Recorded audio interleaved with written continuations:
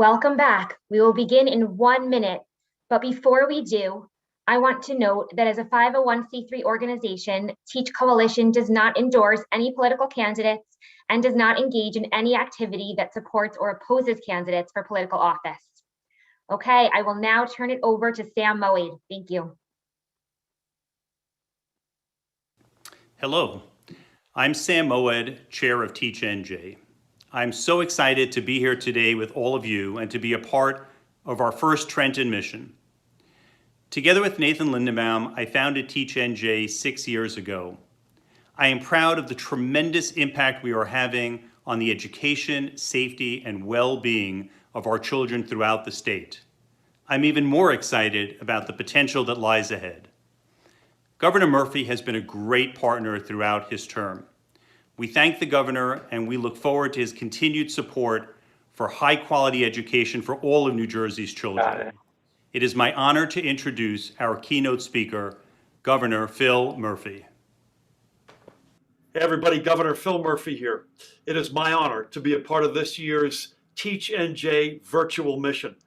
I want to thank Executive Director Katie Katz for the invitation, and I want to recognize Teach NJ's leadership, including Chair Sam Moed and all of Teach NJ's dedicated lay leadership. Today's Advocacy Day is not just a civics lesson. It is a lesson on how to make your voice heard. To all of the students who are participating today, I commend you for your interest and commitment to activism. So today, as you engage in the legislative process and advocate for the needs of your school, as well as your needs as a student, you are seeing firsthand how democracy works when we are all active participants.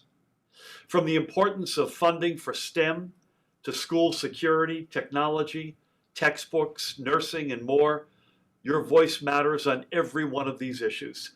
And I share your passion in ensuring that all students in New Jersey have the tools and education they need to succeed once they graduate. Non-public schools are a critical part of New Jersey's educational system, and we are proud to be the home of 150,000 non-public school students throughout the state. So I thank you for continuing this democratic tradition. And to our educators, thank you for all that you have done this year to support our kids, both in continuing their education and in providing a sense of normalcy and continuity during an extremely difficult time. I know it has not been easy. We're not out of the woods yet, but I'm hopeful that with our continued vigilance, things will return to normal. And next year, I hope to be welcoming all of you to our beautiful State House in person. Thanks to each and every one of you, and God bless you all. Thank you, Governor Murphy. It is incredible for everyone here to hear such support of non-public schools from our state's leader. Everyone, please welcome a dear friend of non-public schools, Majority Conference Leader, Senator Vin Gopal. Thank you so much, and I apologize, I'm not on camera, I'm driving. It's great to be with you, while not in person, but virtually, hopefully in person soon. It's wonderful to see so many of my colleagues on here who have worked so hard to support the non-public school system. I see a couple of friends I noted earlier, Ralph Hannon, and so many of the leaders who educated me in my district in Monmouth County, in the Ocean Township, Deal, Long Branch area, about how important that no matter where a child is educated, public, non-public, charter, that we want to make sure every child receives an excellent education in secure and safe setting. The New Jersey STEM grant program, which we worked really hard back in 2018, led by Assemblyman Gary Scher and Majority Leader Weinberg and so many others, Senator Sarlo, really helped so many kids and continues to. And it's was the first partnership anywhere in the country between public school teachers and non-public schools. And it was really incredible to see what we did in the STEM field. We need to continue to support increases for security funds, nursing funds, technology funds, transportation funds, special education funding, and look to a lot of our non-public schools who have been leaders on the importance of in-person learning, especially as Governor Murphy has encouraged and hope that all schools return to in-person learning come September, we can look for some incredible models, as the studies have shown how important in-person learning is. As we move past the pandemic and into the next phase of returning to normalcy, I look forward to seeing many of you in person, learning from you, and working with you to make sure we continue to move New Jersey in the right direction. So thank you to Teach NJ, and thank you to all of the kids, all of the young adults who are here today, who are going to be our future leaders of tomorrow. Thank you.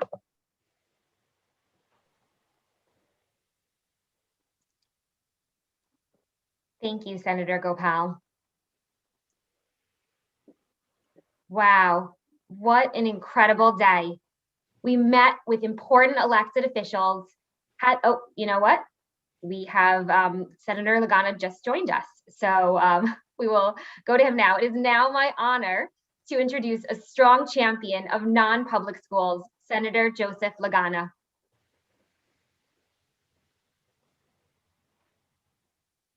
You're on, Senator. I'm on. How are you? How's everyone? Good. Can everyone hear me? Am I Everyone good? hears you. Yes, Yeah. great. Great. Thank you so much. I appreciate the invitation, and I'm so happy to be able to join you today. Hello to everyone. Teach NJ. We enjoy such a great relationship, getting to meet all the time to talk about various issues going on in the state. And you know, I want to let everyone know how much I appreciate our relationship and the wonderful work that you're doing as an organization, and how much you contribute to the communities at large, especially the communities in my legislative district. So good afternoon to all. And again, I just really appreciate you giving me a few minutes to say hello. So for those of you who don't know me, I'm a state senator from the 38th legislative district, mostly Bergen County, and I represent 12 towns in Bergen County and 1 town in Passaic County, which is Hawthorne. I'm from Paramus, so I represent pretty much the center of Bergen County: Paramus, Bergenfield, Fairlawn, New Milford, Oradell, Glen Rock, River Edge, Lodi, Saddlebrook. It's kind of like that middle section of the county, and I have a very diverse constituency. Each legislator represents about 220,000 people. So there's 9 million people in the state of New Jersey, and there's 40 state senators and 80 assembly people, which make up the state legislature. And we're the ones who decide what laws get enacted that govern the whole of our state. We work very closely with our federal partners. Our congressman in the 5th congressional district, which is a lot of District 38, is Josh Gottheimer, and Congressman Bill Pascrell is a southern part of the county, and they're our representatives in my particular district. And obviously, Cory Booker and Bob Menendez are our U.S. Senators. So, you know, we enjoy a very close relationship with our federal partners who do the work in Washington. And, you know, it's when it comes to passing legislation, getting things done for your constituents, it's all about relationships. And, you know, the relationship, as I started out, that we have with Teach NJ is so critical because we're able to have these types of meetings and meetings throughout the year. We can talk about important issues. Now, I got involved in government probably when I was about 25 or 26. After I finished law school, I worked for a judge as a judicial law clerk, writing legal opinions. And after I finished that, I volunteered in my town. Volunteered from the rent control board to the planning board, zoning board, environmental commission, and I started out getting involved and giving back to my community that way. And when the opportunity came up and there was a chance for me to run for elected office, I ran as a councilman in Paramus, and this is going back to 2011. So actually, this particular year is going to be 10 years since I first ran for public office. So right now, 10 years ago was the first time I was ever running for anything. So, and from council in Paramus, I was elected to the state assembly for 3 terms, and to the state Senate now. I'm finishing up my first term. So the governor and the whole legislature is up for re-election this year in November. And that's kind of how I got to this point in my career as an elected official. And you know, throughout the years, you get to meet different constituencies, different people who have different interests, the same interests. My involvement with Teach NJ started many years ago, and oftentimes as legislators, we need to be educated by our constituents. Not oftentimes, a lot of times. And you know, when it comes to certain things that we may not be aware of, it's great that there are people there who are advocating for a particular group of people, whether it's for, you know, cancer research or things like school funding or you know, you name it. You know, people advocate for pretty much everything. But when it came to school funding and non-public schools, I know which is of particular interest, and we talked about school security. You know, I was able to tour many of the schools and non-public schools in my legislative district. One of them actually across the street, but I was able to tour many of the non-public schools in my district and really get a good look into how certain security measures are implemented in schools and why they're important for why it's important for students to be protected and to be safe. So, along with Assemblyman Gary Shayer, who represents the city of Passaic, among other towns, we were able to fight year after year to make sure that non-public schools receive the same amount of funding for security as public schools. And it was incredibly important for us to go down that road to make sure that all students are protected and feel safe in their classrooms, given you know, we do unfortunately live in times where that is a concern, and we have to make sure we're doing our part as elected officials to make sure that proper funding is there for schools. And you know, there are a whole host of other things that we consider. You know, science and technology is obviously a major part of your lives. I have 3 children, so I see how much technology plays in their education. And with the pandemic, especially, we see that how important it is just to have a Chromebook. And we want to make sure that all of our you know, public and non-public schools are getting to the point where they're receiving. Okay, this thing broke. I want Fun- to. How do? Oh, my grandpa said his car is there. My car's right. I hear a little background there, but we, you know, so as legislators, again, it's important that we hear from advocacy groups because, you know, oftentimes, you know, we may not be aware, or we just need to be told a couple times and about what's important to particular constituencies.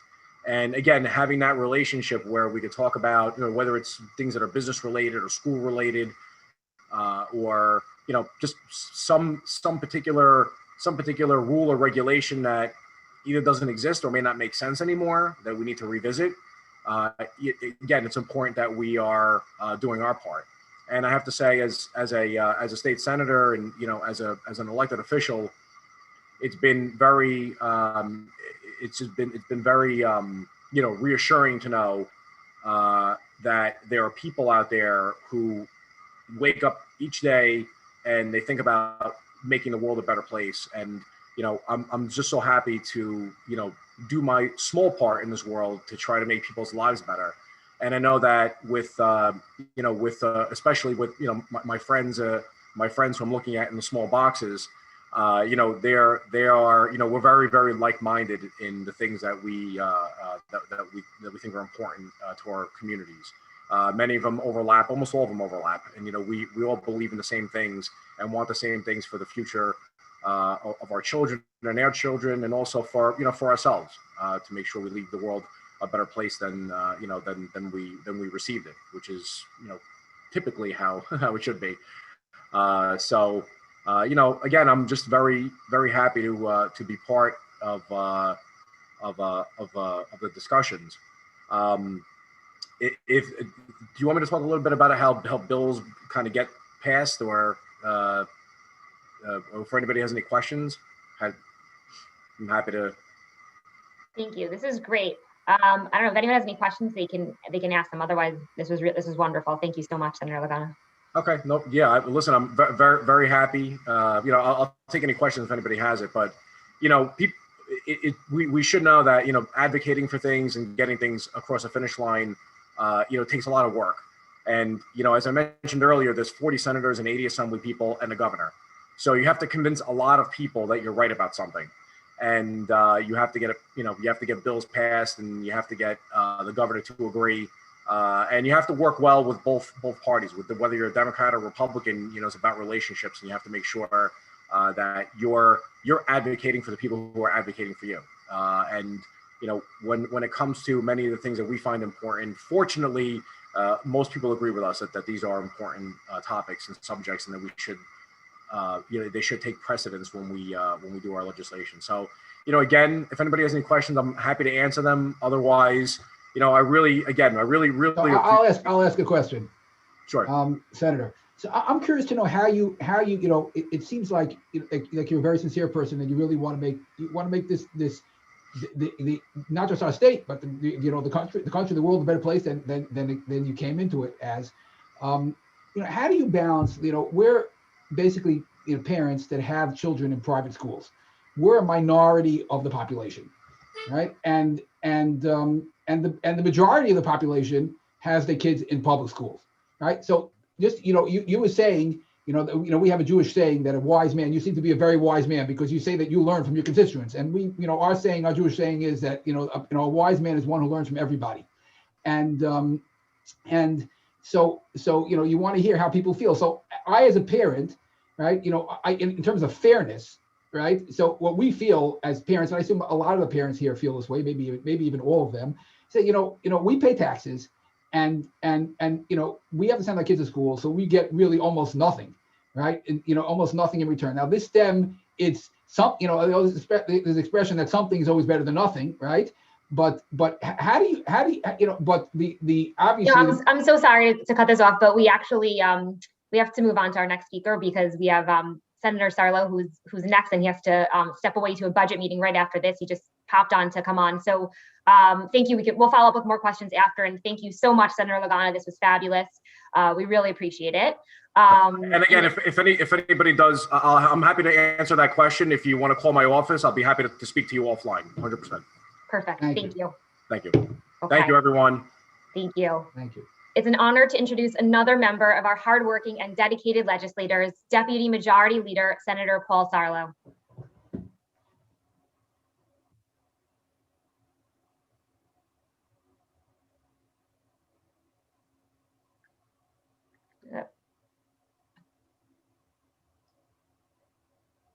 Let's see. Oh, we may have lost Sarlo again. Okay. So unless he comes back on, we will wrap up. So thank you so much, everybody. What an incredible day. We met with important elected officials, had the chance to make our priorities clear, and heard from them about the importance of non-public school funding. Let's keep this incredible energy and engagement going. To have an even greater impact, we need your enthusiasm and involvement to continue well past this Zoom. Join our movement, get involved, get your parents involved, like and share Teach NJ on social media. It is so important to make our voices heard year round like we did today. We are so glad you joined and look forward to making big things happen together with you. Thank you.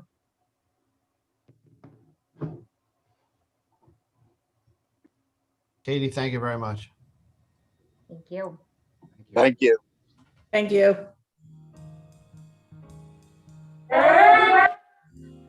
Thank you so much. Thank you. Thank you.